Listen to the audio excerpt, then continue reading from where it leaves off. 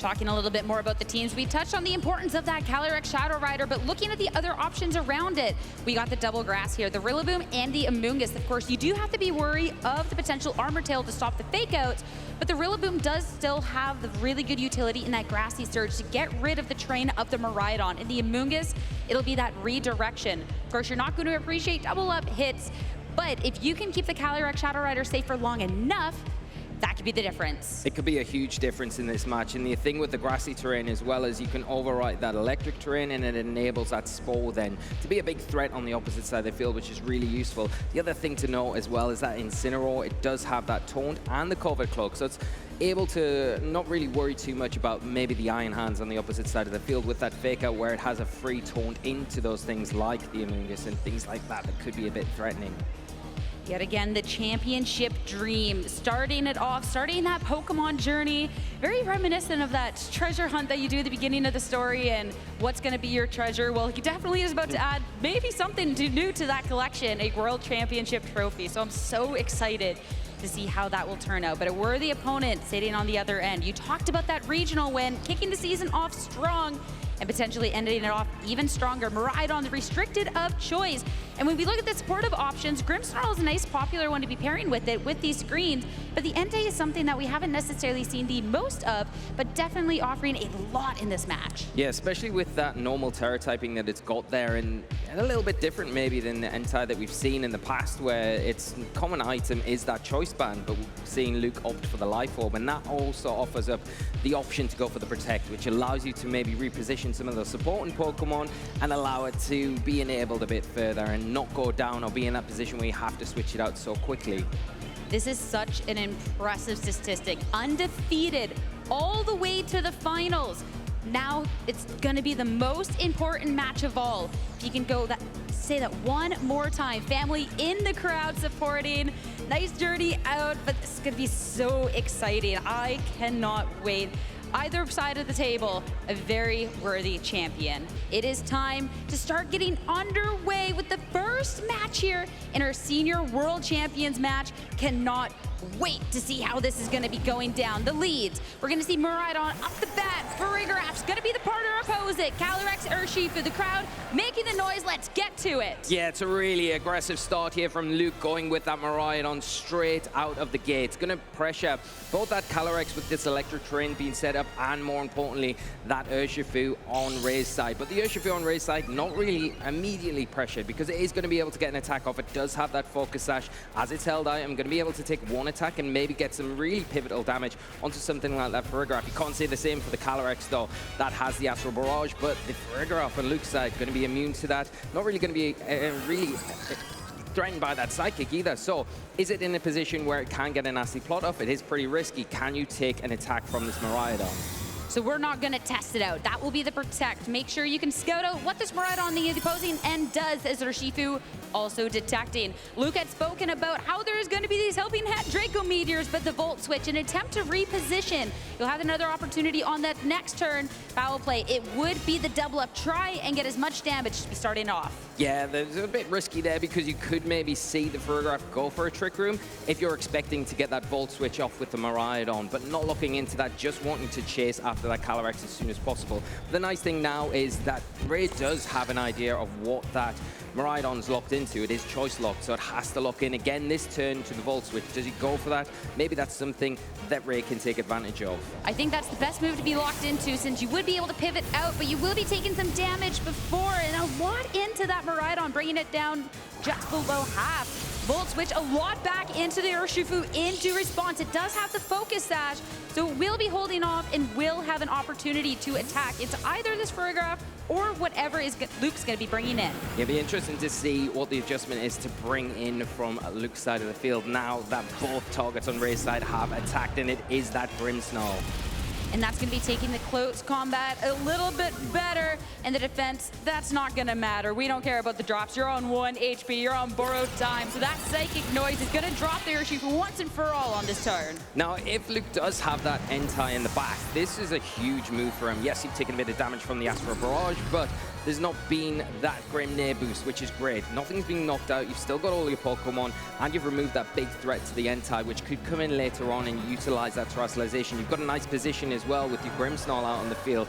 It is going to be able to threaten with those Thunder Waves, or even better, get some screen support set up. That light screen, especially supported by the Light Clay, means you're going to have an extended period of time with that protection on your side of the field, taking those Astral Barrages or even Psychics coming out from the Calyrex that are threatening right now. And this is why what Ray has in the back is going to be so important, because this Calyrex, you need to make sure it stays safe. And when this Grimmsnarl is threatening over on the opposing end with these Thunder Waves, if that all of a sudden targets into that Calyrex, that is going to be neutralized for the rest of the matchup. Going to be slower and a potential to not even attack. So I love the Amoonguss joining the field. Yeah, it's a great play here from Ray. He's got that board position set up now where he has access to that Rage Powder. Nothing's really too threatened. The Psychic Noise going to do super effective damage, but not enough to pick up the knockout into the Amoonguss. So there's no immediate reason for you to have to lock in with a Terrestrialization here with the Amoonguss, unlike if the Entei was out on the opposite side of the field. Again, the Grimmsnarl is threatening with the foul play as well, so you've got that really great way of just protecting perfectly that Calyrex and opening the door for you to get a nasty plot off in this position. The one thing that I'd be worried about with the nasty plot on this turn is that we do want to be going for Trick Room. It's sometimes dangerous to go for a Trick Room against Amoonguss, but since we do have that electric terrain, the only thing it'll really be able to do is some damage or just consistently keeping this Calyrex safe. This is going to be Terrestrialization, the Terra Fairy for a little Amoonguss, a little heart on top. So cute out here, and trying to have a little bit more longevity in this is Rage Powder, move of choice. Keep the Calyrex safe. That's a really smart Terrestrialization. I was saying there's no need for it, but there is a need if you want to keep that Amoonguss around a lot longer, taking away that Psychic weakness and also reducing the damage from a foul play. And there is the nasty plot. +2 special attack. This Calyrex is starting to get set up. Plotting on the demise and a lot of damage on the horizon. Amoonguss just a little bit of damage in from that Psychic Noise, but this Calyrex is about to dish out a world of hurt. Reminder, that Farigiraf is going to be fine up against it, but you'll be doing a lot into that Grimmsnarl, picking up the KO and anything that's swapping in. And you do have another move as well. You can't just be firing off with Psychics as well. No, that's the thing. You can't just continue going for them now. I think you need to readjust. If you are Luke, you can't allow this Calyrex just to freely fire off these Astral Barrages, and this Amoonguss in a great position where we've already mentioned the Psychic Noise not going to be doing too much, and even if we do see a Thunder Wave, the Amoonguss not really too worried about that, so slow anyway. Yeah, the Amoonguss, that's just soaking up this paralysis from the Calyrex Shadow Rider as another Astral Barrage +2 boosted. The Grimmsnarl's already taken some damage, so coming on out, eliminating it. You do not have to worry about the Thunder Waves from here on out. And the Farigiraf, sure, it's not taking any damage, but this Calyrex now is at a +3 and constantly threaten the partner Pokemon. So perfect time for the Trick Room to make sure that horse is moving last. Yeah, the Trick Room being sent up is really in one way a nice thing for the Amoonguss, right? Because it's so slow and it could almost threaten with those spores. But because the electric terrain's still active on the field, that's not a thing that you can utilize. Now, the Entei coming onto the field for Luke, going to be very threatening to this Amoonguss, especially the double up from that Farigiraf. And both of these Pokemon will move first. The big risk here is if Ray decides to go for a Rage Powder, there is a chance of the fully paralysis from that Thunder Wave. So if you can't get the Rage Powder off, then your Calyrex is sitting a little bit open, especially with a Life Orb boosted Entei that can go for that Terrestrialization into the normal type now and have that immunity from those really threatening Astral Barrages.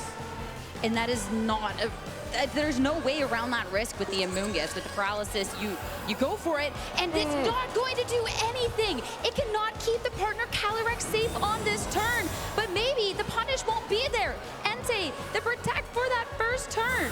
Oh, and that's so unfortunate, but I mean, you get away with it slightly there because of the Entei. Just going for that protect. The Psychic Noise coming out into the Amoonguss, going to be able to take that a little bit better, but that's the sort of risk that you're taking at this point. The Calyrex going for the protect there, cannot go for it again. You've got to hope if you go for the same play this time around, the Entei doesn't go for that Terrestrialization, and also that you don't get paralyzed.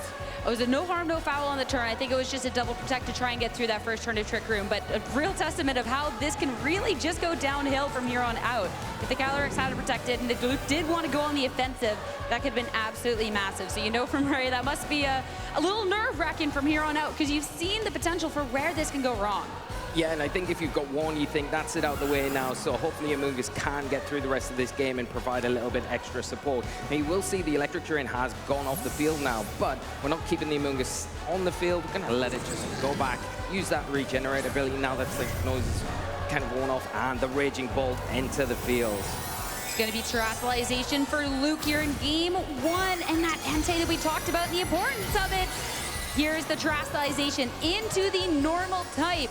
So the Calyrex with these +3 special attack, if it wants to keep firing off Astral Barrages, it's not going to do anything. In the helping hand, we are looking to go on the offensive. Can it be the MVP? Not just offensive terrestrialization, but offensive as well. Extreme speed into the Raging Bolt, dropping a lot of damage. Yeah, and the big thing is the Psychic here into that Entei, and is it enough at +3? It is enough, taking down that huge important Pokemon for Luke. That one-hit KO, you needed this damage, you needed to stick around, but this Calyrex, now another boost, but I think it's too late. No amount of slowing down from Luke. You do have this Miraidon, but this Calyrex hasn't been touched. It's sitting at this +4, and sure, maybe it's in this trick room, but Luke has not made a scratch on it so far. Yeah, and that's the thing, and is one foul play from the Ferrograph going to be enough to knock it out? Maybe not, depends how the Calyrex Shadow Rider has been trained, so it's at least going to be able to fire off one Astral Barrage. The Miraidon in a pin position as well, it's slower, it's going to have to take an Astral Barrage. Can it take a +4? Probably not. The Psychic Noise into the Raging Bolt, not even going for it if you was trained wrong, but I think at the World Championships, the Calyrex will be all the right stats. Dragon Balls into the Miraidon, super effective, super critical hit. It will drop, and now the Ferrograph, last Pokemon standing, and it's not going to be able to get it done. No, and the Trick Room's still in effect, so the Calyrex, the last thing to actually attack this turn. The Miraidon not got enough in the tank to be able to take that Raging Bolt attack. Ferrograph against the 3 Pokemon now on Ray's side of the field, and probably feels a little bit too far for him to make a comeback in this one. Ray taking it with quite dominating fashion in this first game. 100%. We talked about the importance of this Calyrex Shadow Rider and not allowing it to get set up. This is going to be great to know the amount of damage that you'll do from here on out with that foul play, but of course not dropping it. Still plenty in the tank. Good, but a second Raging Bolt, that was the self-KO. Self-worth it, I think, taking it down, and then closed up with this Calyrex. It's been so phenomenal through this first game, and closing it out for Ray here as he takes an early lead in this set.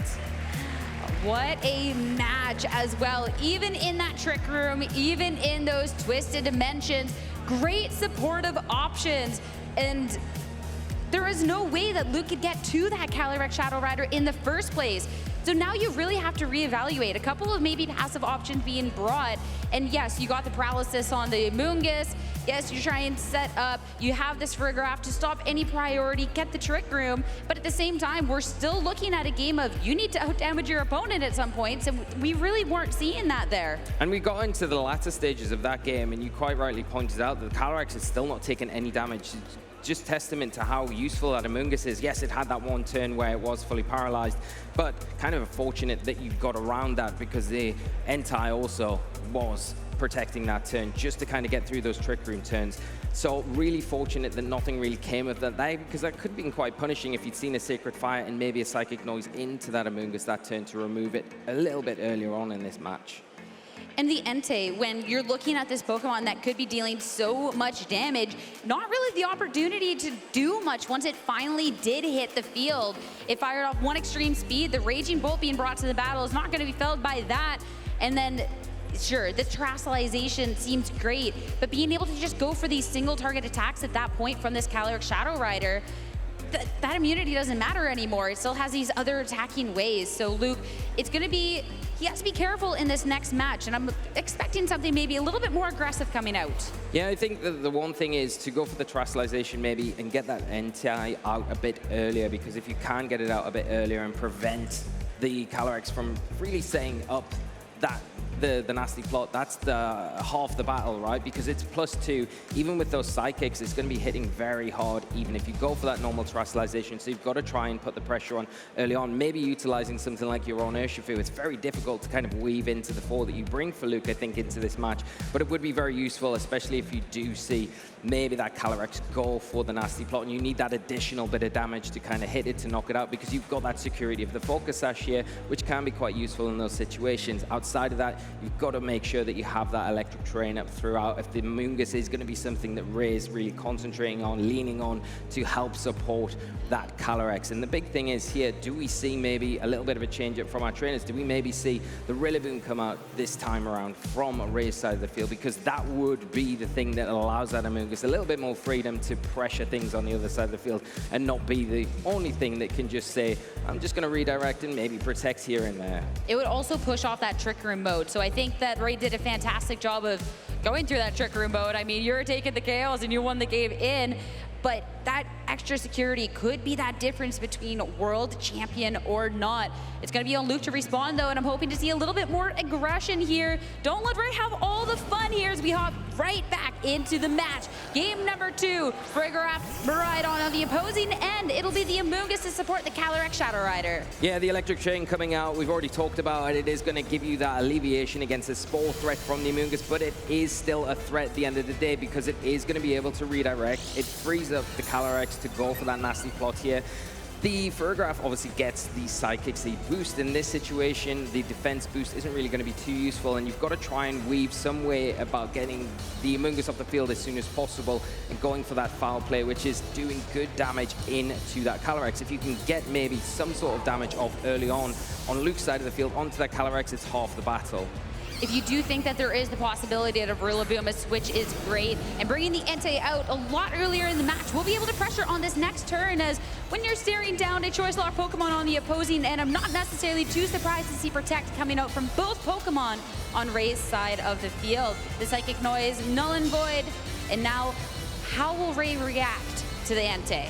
Yeah, and it's a nice patient play here from Ray. Again, just probably wanting to scout out what that Miraidon locked into and then adjust next turn going in after that decision's been made. But Luke making a really nice play here, not locking into the Volt Switch because knowing maybe the Protect is coming out from both these Pokemon, hard switching into the Entei, and now it's in a position where it is going to be able to Terastallize, have that pure immunity from the Astral Barrage because of the normal typing, and then start to pressure that Amoonguss. It has just protected. Now, if you are Ray, do you have something in the back that you could switch in from the Amoonguss? And if you are going down that route, it does leave the Calyrex a little bit vulnerable in that situation, where if a foul play comes out and you don't have that Rage Powder support, you're going to be taking heavy damage. Yeah, Ray definitely has a couple of Pokemon that would be able to take a Sacred Fire better, but no swap and helping hand. This Entei, this could be a lot of damage, and we'll be going straight into the Amoonguss as no Terastallization. We'll be taking the full force of this hit. Calyrex wants to make sure once we get past this turn, it'll have that +2 to the special offense to really be able to hit on that go button. A Sacred Fire, it will connect, and Amoonguss will go down. Calyrex Shadow Rider losing its partner. Yeah, and that's a big turn here for Luke, removing that key support option here from Ray's side of the field. But the thing is, it's done its job almost. It's allowed that Calyrex to at least get a nasty plot up. Now sitting on +2 special attack, going to be able to threaten Luke's side of the field, but there is Terastallization active on both sides of the field. Now the one Pokemon that you would say from Ray's end is perfect against that Entei is the Urshifu. It is going to come in and it is going to threaten with those Surging Strikes, do super effective damage. Even if it Terastallizes, you can just lock in with the close combat there, and you've got the Unseen Fist ability, so you don't even need to worry about the Protect. You can remove that Pokemon quite happily.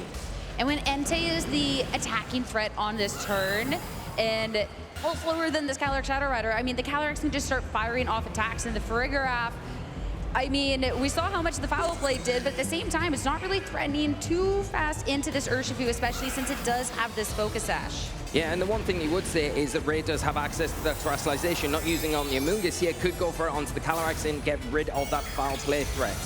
Instead, it's going to be the Stellar Terastallization onto this Urshifu. We're not worried about defensive of all. We are making sure the damage output we have is what we need. Not the only Terastallization on this turn, though.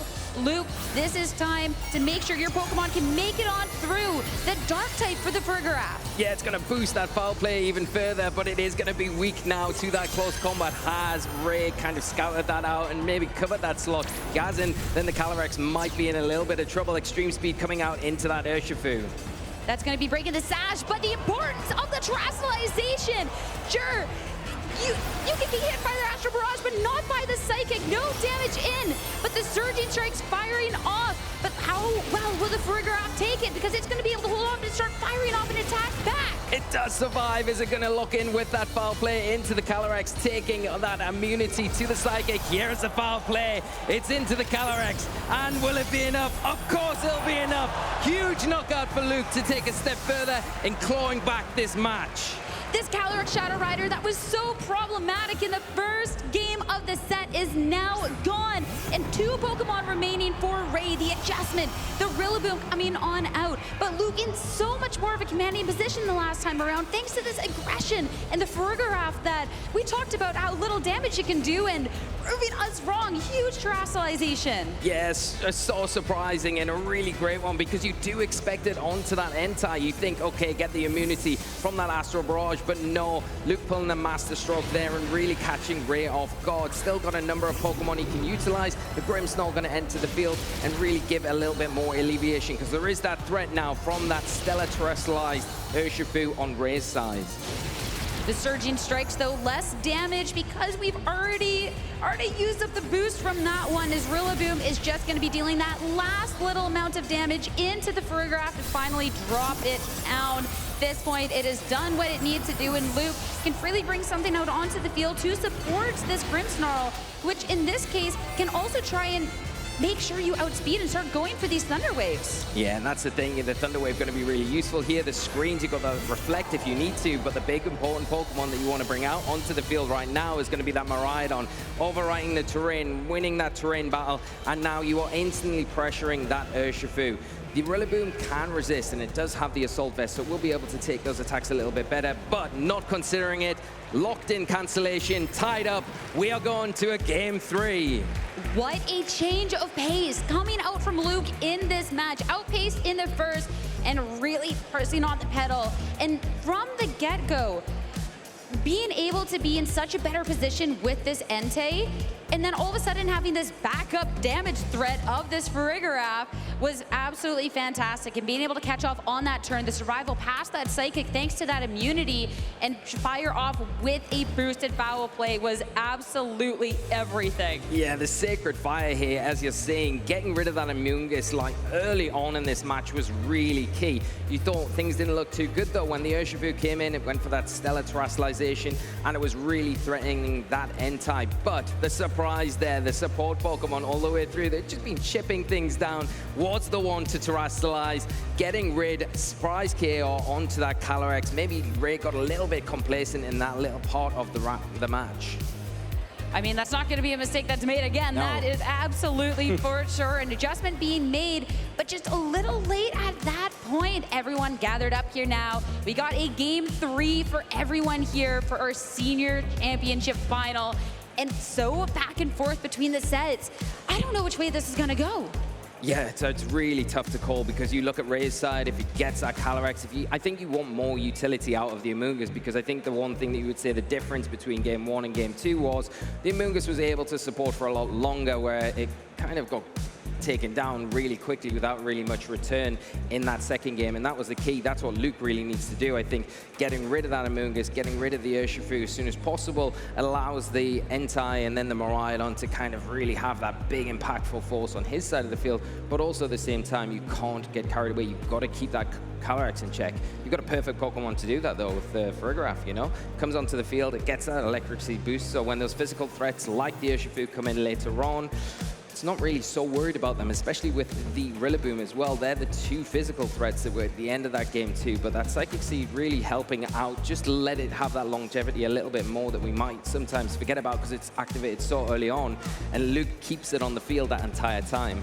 For these trainers, one about to make history, one match away from becoming the world champion here in Honolulu in the seniors division. For Ray, a testament to the skill in the Scarlet and Violet era. And for Luke, the final way to be ending off his time in seniors. Let's make some noise and get into Game 3 here. Adjustments, Calyrex next to the Urshifu, Farigiraf, Miraidon, yet again for Luke. Yeah, nice adjustment here. Again, going from that Amoonguss into the Urshifu here. You've got that immediate damage. If you are the Calyrex, if you are the Urshifu and raise that the field, you maybe protect that Calyrex here, maybe protect the Urshifu here, scout out what the Miraidon's going to do again, or do you try and play into that, maybe expecting Luke to expect that from your side of the field, switch that Miraidon out, maybe go after that Farigiraf because of how threatening it was in that second game. Remove that from the field, you remove the Armor Tail, you kind of free up some of your more options where you've got access to those priority attacks as well. You don't need to worry about the Trick Room either, so your Calyrex can breathe a little sigh of release when that Pokemon has gone down. Every match so far, we have seen the double protect on this first turn, but Ray is going to go on the offensive. Astral Barrage, nothing into the Farigiraf, but a lot of damage into the Miraidon. The follow-up, but it's going to be a Draco Meteor miss into the Calyrex. That could have been everything, but instead, Miraidon down on the very first turn in the match. How devastating! That is so unfortunate for Luke, going for the Draco Meteor and missing. You would have got such a good return there from that Pokemon, keeping it on the field. The Psychic Noise coming into the Urshifu, taking it down to its sash, but not enough. Ray taking a huge advantage because of that miss and because he's been brave and not protecting that first turn, going for pure damage. The bounce back you have to have from that. Losing the restricted on the first turn, you can't come back from that. If you have something like the Entei, there is possibilities, but absolutely devastating. This is going to be an uphill battle from this point on. In the Calyrex, it has not been damaged whatsoever. So even if the Entei does target into the Urshifu here to take it down, the Calyrex will be able to respond. Yeah, we'll be able to respond, and it probably in that position now where it could go for a nasty plot here, maybe even go for a Terastallization here because it's still available on the Ray side of the field. One thing you could say Luke has got an advantage of here, can Terastallize that Entei now. Go for that extreme speed, get rid of the Urshifu. Once that's gone, then you can start concentrating on that Calyrex a little bit easier. You don't have to worry about the Astral Barrage so much, but you still have to worry about that Psychic. You've got the Farigiraf there that can help with speed control. You can flip the dimensions. The Amoonguss isn't on the field right now. If it is in the back, though, that becomes a little bit risky because your Electric Terrain is now on a timer. In the turn 2, it's time for the Terastallization. The Farigiraf, last time, game 2, we saw that foul play coming out from that Terastallization, and what it was able to do to the Calyrex Shadow Rider. Can it do what the Miraidon could not? Extreme speed. Urshifu goes down. Is there going to be the follow-up from this Farigiraf for a double KO onto this turn? We have to get past this Calyrex first as Psychic into this Entei instead. A lot of damage, but not enough. This is going to be the moment, Mo, for Luke to see if he can come back into this match, and it will be that foul play. Took the KO last time around, and it will again. Calyrex, one-hit KO. Seeing the Draco Meteor miss that turn 1, deciding I'm not going to settle on that. I'm bringing my Entei onto the field. I'm going to use that extreme speed. I'm going to get rid of the threat in the Urshifu and go once again for that successful Terastallization on the Farigiraf. Take advantage of that boosted foul play and get rid of the restricted on Ray's side of the field, leveling the playing field going into this next turn. We talked so much about the importance of the Entei, but this Farigiraf has been MVP so far, doing what the restricted could not, and now Ray down to final 2 Pokemon. It's the support, and it is the Raging Bolt. The Raging Bolt, since it's been introduced in the format, has definitely been a force to be reckoned with, and this one does have the potential for that damage with that Life Orb. Can it do enough, though? It doesn't have access to that priority, thanks to that Farigiraf, so it has to go slow but steady to take these KOs. Yeah, the thing is, you really want to utilize that Thunderclap in this situation, but with that Farigiraf on the field with the Armor Tail, that is blocked until that Pokemon exits. The Amoonguss as well is going to be heavily threatened from that Entei now with the Sacred Fire. It's going to do a lot of damage into that Pokemon, but maybe scouting out a Protect from Ray's side, the Entei going for a Protect of its own. Amoonguss as well, not wanting to take attack from this potential Entei. So it's going to be the other two to act on this turn as Raging Bolt targets into the Farigiraf. It's going to be hanging on this turn, though. Not going to be Fall, but Psychic Noise targeted into Protected Mushroom instead. Yeah, and that's a really nice play there. Getting some damage onto the Farigiraf as soon as possible. Prioritizing getting rid of that Pokemon is really what you want to do. We talked about the importance of that Armor Tail. It is going to be something you have to remove as soon as possible to kind of free up the ability to use that Thunderclap. Some of those priority attacks that are going to be so useful in closing this game out. Maybe you have to sacrifice the Amoonguss here and go for that Rage Powder to try and draw in some of those big threatening attacks from Entei on Luke's side of the field. Notable, there is still Terastallization for Ray, so when the moment counts the most, We're going to be able to see the Sparkles come out onto the match, not for offensive on that Raging Bolt though, instead wanting to make sure that this Amoonguss can stick around as long as possible into that Fairy type. Trying to make sure if a Sacred Fire comes out, it's going to be helping out, but helping hand. Can we get the damage here? Rage Powder, the Amoonguss is... You got the damage with the Raging Bolt. You need to keep this Pokemon safe. But is this going to be enough? You drop the weakness, and you're going to take this hit. But you take the burn. It's a burn. It does survive, though. That's all Ray needs to do for this one turn, because maybe that is enough to remove the Entei from the field. And the Thunder will come out. A Thunderbolt enough to take that down, not into the Farigiraf. So that gets to stick around for a little bit longer. All right, we got these two Pokemon, the Burnt Little Mushroom, on a little bit of borrowed time as we get into the ending of this game number 1. Luke, this will be the Grimmsnarl, once well trained, as down to his final 2 as well on this full health. Yeah, the Amoonguss now in a good position to just go for another one of those Rage Powders. Can the Raging Bolt get rid of this Farigiraf on Luke's side of the field? And then it becomes pretty much a one-on-one situation. You've got the more offensive power on Ray's side. So it's all for Luke to do here. Rage Powder coming out as a light screen is set up. Trying to make sure that you can outdamage your opponent, not take too much, as Thunderbolt into the Farigiraf, more than enough to bring Luke down to final Pokemon. And with the Sportive one, and the only move of choice being this foul play, does Luke have enough to close this out? It's going to be very, very difficult. You'd say with the burn on the Amoonguss is really impactful here. But the big thing is the electric terrain has now disappeared. So that Grimmsnarl going to be susceptible to those spores. If the Amoonguss can get one of those off, maybe you take a chance to just protect the Raging Bolt one turn. Scout out that the foul play is going into that slot. Utilize the Amoonguss, go for the spore, but we're not going to have it. Instead, the forfeit's locked in, and with that, Ray Yamanaka is going to be your Pokemon World Champion here in the Seniors Division. A thrilling back and forth best of 3 set, and in the end, being able to close it out. First year in playing now in Scarlet and Violet. First game, first generation, and a world champion. What a feat. What an accomplishment. Absolutely incredible from Ray from start to finish. It was a testament to his play throughout. It looked a little bit dicey after that game too, but he was able to kind of overcome that, come through it, and in the end, really capitalize on some very well-positioned Pokemon.